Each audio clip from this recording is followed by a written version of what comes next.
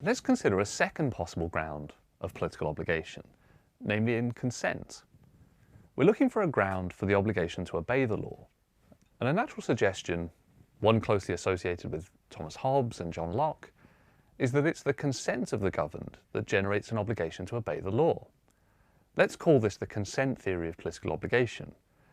That theory states that we have an obligation to obey the state because we've consented to the state and to having such obligations to it. One thing that's so attractive about the idea of consent as the ground of political obligation is that we're accustomed to thinking of consent as being very powerful and capable of generating extensive obligations.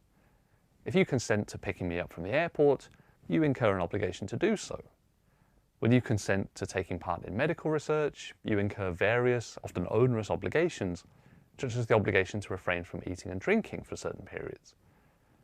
Finally, if you join a religious order and consent to having certain obligations as part of that, then you acquire those obligations.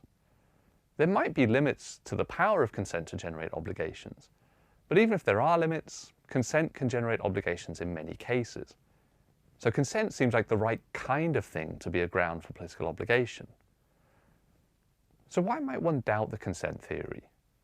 Here are three problems that it seems to face. First problem, insufficient people have given consent. Plausibly, only those who join a state through immigration as adults have actively consented to being bound by a state's laws. Most people have never even considered the issue, so they can't plausibly be said to have given consent to the state. The obligation to obey the law looks to only apply to a limited range of people if we go with the consent account examined so far. Second problem, it seems to be a restriction on consent that it only generates obligation if one is able to withhold consent. Where there's no possibility of withholding consent, there is no effective consent. Applied to the problem of political obligation, we might worry that there's no way in which citizens can withhold consent from the state, and so no possibility of consenting to it. After all, what would it be to refuse consent to the state? One can't just send a letter to the government refusing consent to being governed. So if we have no ability to refuse or to withdraw consent, then arguably we can't consent to the state. We can't be said to have consented to the state given that we have no effective alternative. Third problem, suppose that citizens can withhold or revoke consent. Then the consent theory of political obligation faces a different problem. If consent is the ground of political obligation and we can revoke or withhold consent, then it seems very easy to escape or avoid the obligation to obey the law by simply refusing consent or by withdrawing it. It seems like it would be a hollow victory if we solve the problem of political obligation only by establishing an obligation that one can so easily shrug off.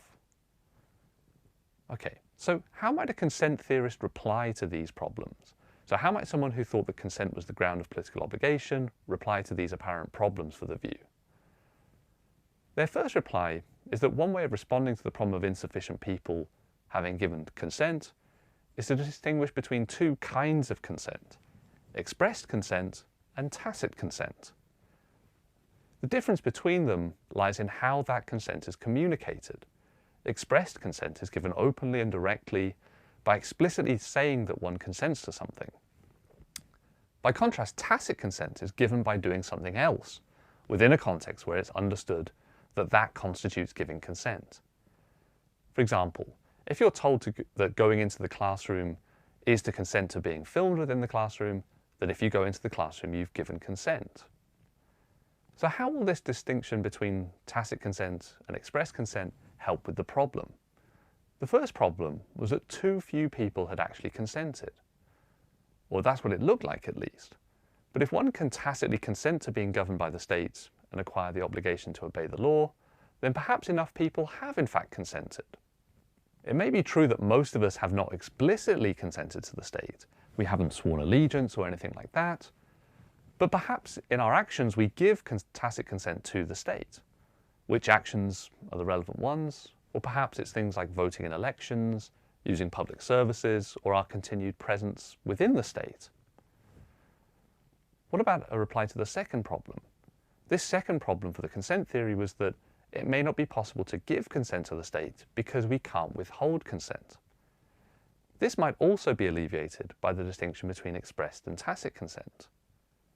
If consent is given by performing the actions of, for example, voting in elections and using public services, then perhaps one can revoke consent by just simply refraining from those actions. Now for the third problem, this was that if it's possible to withdraw consent by simply reporting a lack of consent, then it would be too easy to escape the obligation to obey the law. One could simply revoke consent and escape the obligation to obey the state. And this might also be alleviated by the distinction between expressed and tacit consent. If consent is given by voting in elections or remaining within a territory, then it isn't easy to revoke your consent. Few, if any, would easily be able to escape the obligation to obey the state.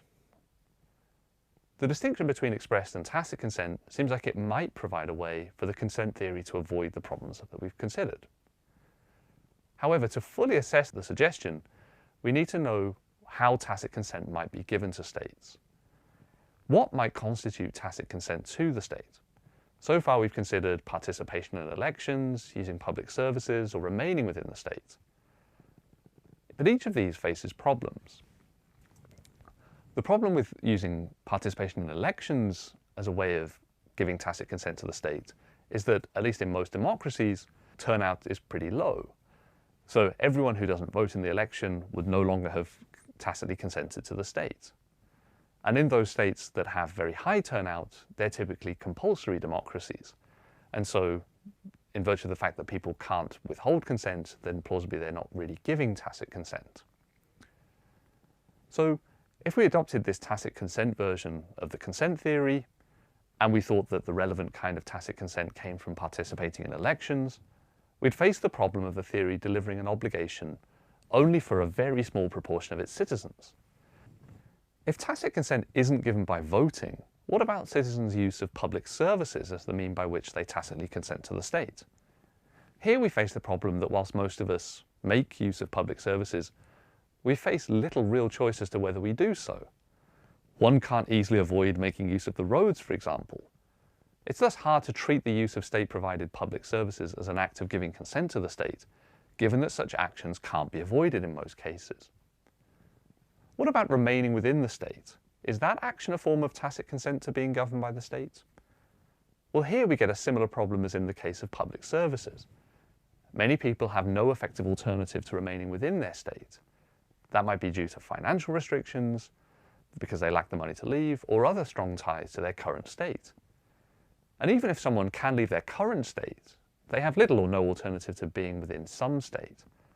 Thus, the action of remaining within one state doesn't look like a plausible contender for a form of tacit consent to being governed. In this section, we've examined the consent theory of political obligation. This is the claim that it's the consent to being governed that generates the obligation to obey the law.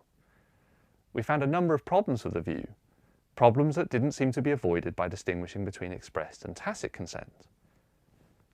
Let's move on now to consider a third and final candidate ground for political obligation, namely in fairness.